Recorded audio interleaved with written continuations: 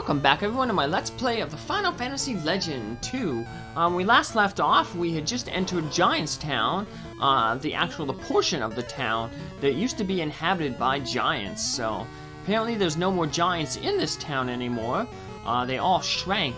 They micronized themselves to be like humans. So maybe we can find something that can help us micronize, because we need to micronize to get inside Key's body. Right now, Key is under assault by Ashura's minions. Key was born with magi in her body, and that's why she's able to heal people. But Ashura's minions shrunk themselves in, and they're trying to forcibly extract the magi that Key was born with. And if they they have their way, not only are they going to extract the magi, but they're going to, I guess, sabotage her body from the inside and kill her, like Ashura said. Get the magi and kill Key, kill two birds with one stone. So first thing we want to do is we're going to head down to this house in the southwestern portion of the town. We got to get some magi. And that'll allow us to enter that building at the beginning of the episode that I tried to enter, that said, hey, you need more magi to enter this this building. So we got some agility earlier there. So Linus getting some more hit points there. So new enemy there. Worm. Tail. Oh, Quake. So can't use a Quake attack. Not that we have a Quake attack to use, but it's interesting that the Worm has that. Usually, the only enemies that have Quake tend to be flying enemies, which makes sense because they can basically hover off the ground. Wouldn't be affected by shaking Earth. So, hey, here's the Rhino. We fought that as the boss of Ashura's base back in the first world. Now it's basically a random enemy, so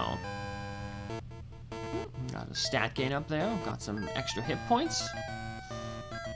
It's good.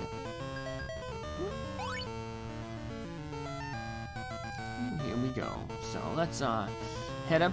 All the other buildings, there's 4 buildings in total. We can only enter 2 of them, the southwest one and then this one here in the northeast. And you see there's that little looks like a little circle with a dot in it. There's a get a boots.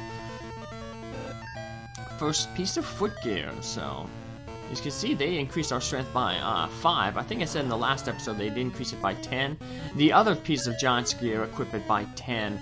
The boots only give 5. So they give a slightly less strength boost, but we're not worried about the strength boost. We're mainly worried about the defensive boost. So, and hey, we got a P enemy right there in the middle, Crab. It's functioning identical to P. So, whenever you get a monster, the monster is going to be have the same stats, same skills, everything as the actual monsters in the game. In the DS remake, you can kind of make better monsters. Depending on the type of meat you eat, you can inherit skills from previous monsters onto the new monster. So, say you had a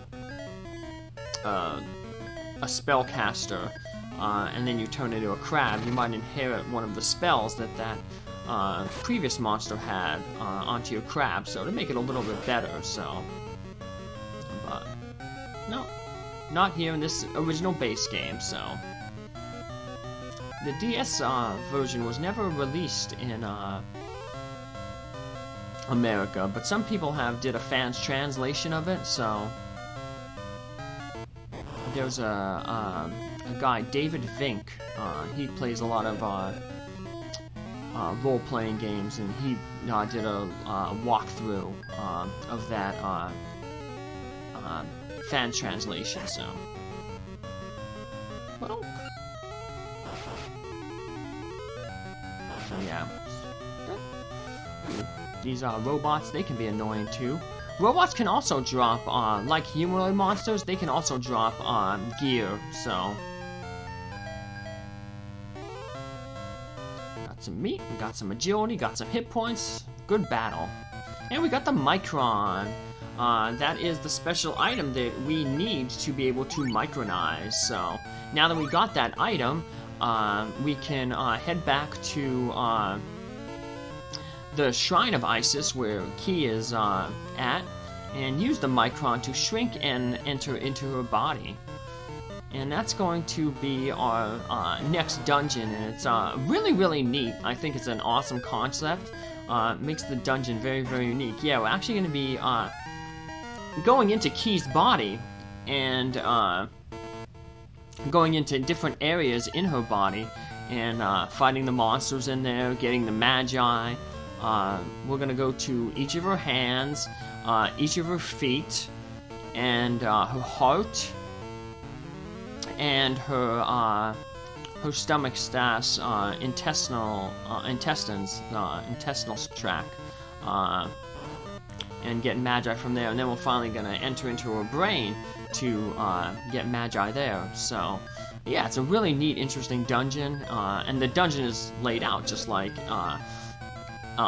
anatomically like a human, you know, a person's is. So yeah, it's really neat. So sell some gear here. We could have kept that shield and given it to Honey Mouse to increase her defense a little bit, but her defense is pretty good as is right now, so we'll be okay with what she got. So, well, you could sell the Micron if you accidentally sell the Micron or any special plot related item.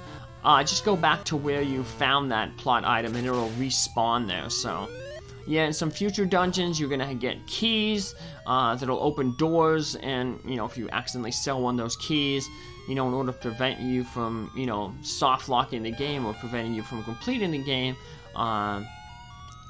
will check to see if you know, you have it in your inventory. If you don't, they will spawn it. So, but special items like the keys and the Micron there, they basically only sell for like 1 gold. So, you can't abuse it and be like, oh, I'm gonna get this like item, sell it for like 1,000 gold or a lot of gold, then go back, pick it up, and keep selling it. So the game will basically prevent you from abusing the respawning key items by making all respawning key items only worth 1 gold. So can't farm them, so to gain cheap gold. So, well, now before we head into Key's body for that dungeon, we want to make sure that we prepare ourselves, heal ourselves up.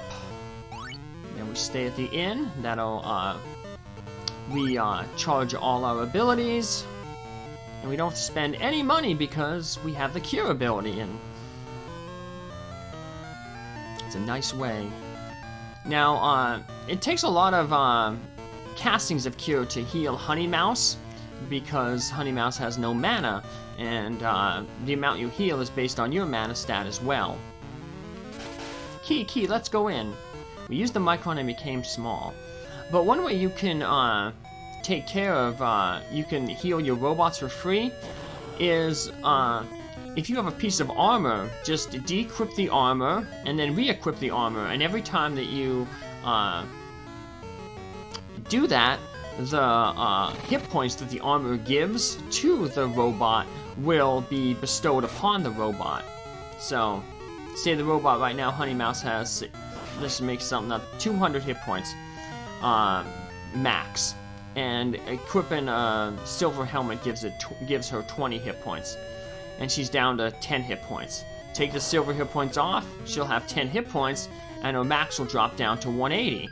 Equip the silver helmet, she'll now have 30 hit points and max of 200.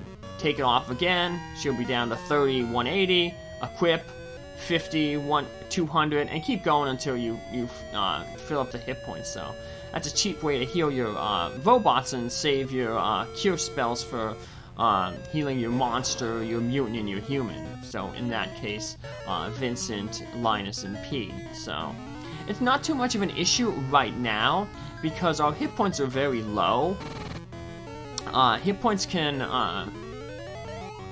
well, they show up to 999 but you can actually get a little bit more than that. You can get up to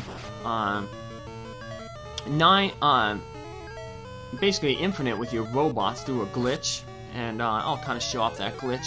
And you can get up to 1038 with your human and mutants. And the only way you can get that is you'd get them up to 998 hit points, and then you would use a body potion, which gives them 40 hit points.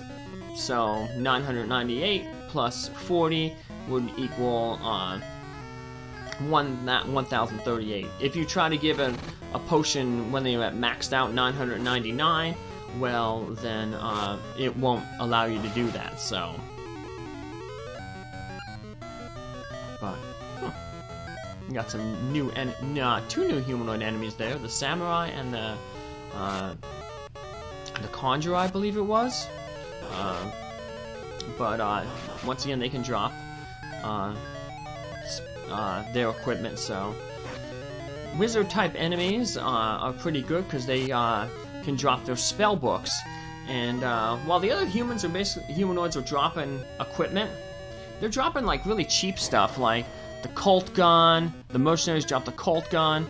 The samurais and the Ashuras are just dropping long swords, but the conjurers, the wizard enemies, like in the middle there, the conjurer and subsequent palette swaps. They drop spell books, and spell books cost 6,800 gold. So even if you get a spell book that you aren't really going to use, like say sleep, you can still sell it for half its price. So yeah, if you spell an item with full durability, it goes for half the price. And then the more you use the durability, the less it costs. So if you use a few charges of that sleep spell, well, a sleep book, say, for instance, you won't get the 3,400 for it. So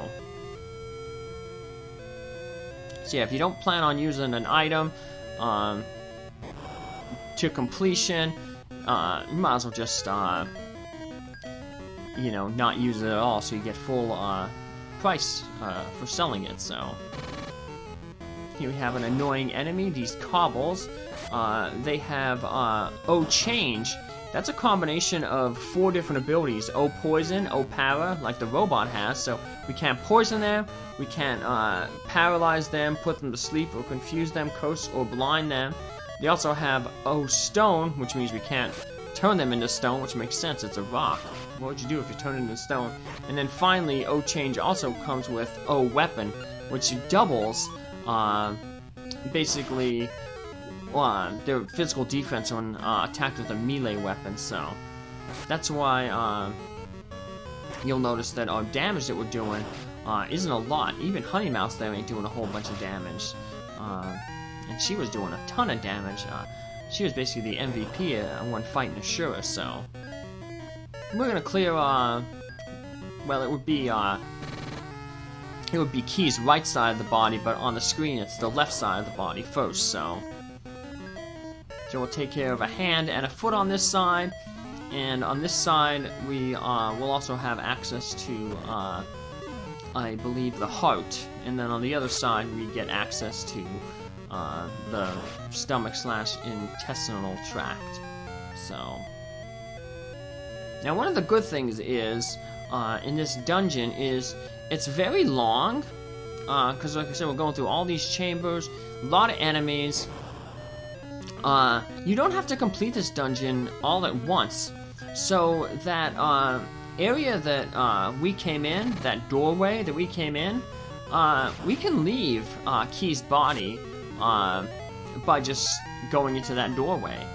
And we'll actually end up doing that. So the plan is to go into Key's body, clear out half the body, and then we can leave, head back to the second town, heal ourselves up, restore all our charges for our equipment, spells, skills, and then come back in and complete the rest of the dungeon. So, and depending on how well your characters are and the luck of the encounters that you get, you can even do it in maybe 3 or 4 things. So there is no time limit. So it's not like they're like, you know, you have, 20 minutes to get all the magi out of Key's body, or else Ashura's minions are gonna kill her. No, you can take as long as you want, so feel free to leave as often as you need to heal and recharge your characters. So, still getting some good use out of that submachine gun. And yeah, this plasma has that annoying dissolve spell too, so as you can see, we're starting to gain a lot more stats. Getting some agility gains because Vincent and Linus are using martial arts, and they're also gaining some hit points. That's because now we're at level 3 monsters, so that factors into your calculations in terms of if you gain stats or not, so...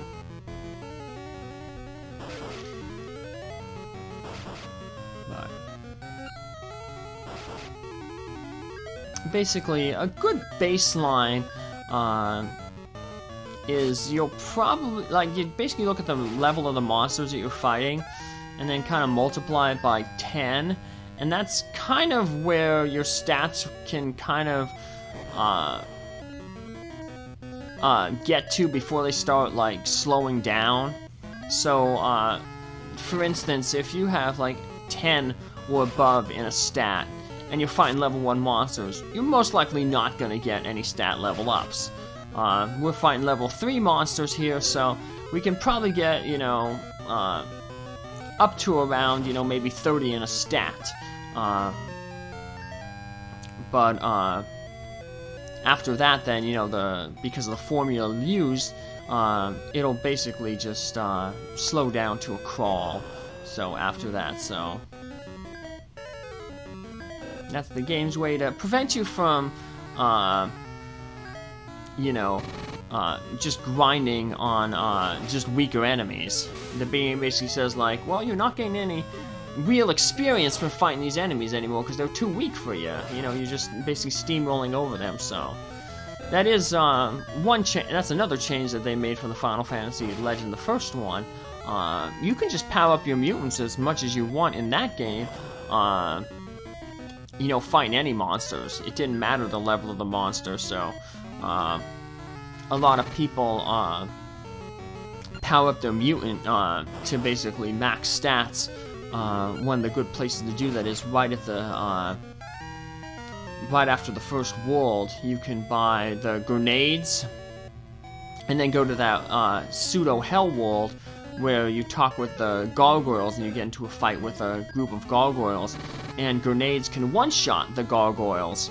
So just have a mutant equipped with grenades, talk with the gargoyle, you get into an instant fight with them, one-shot the group of gargoyles with the grenades, and you'll make enough money to buy more grenades, and basically taking no damage because grenades taking out the gargoyles in one hit. So it's an easy way to grind. So before you even get to the second boss, Shiryu, in that game, you can basically have a maxed out mutant, but they didn't want you to do that here, but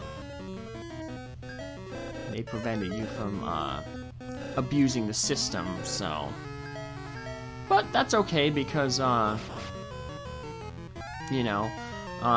your stats are way too low, and you're fighting, like, monsters way above your level, the game will compensate by giving you extra stats, based on the formula.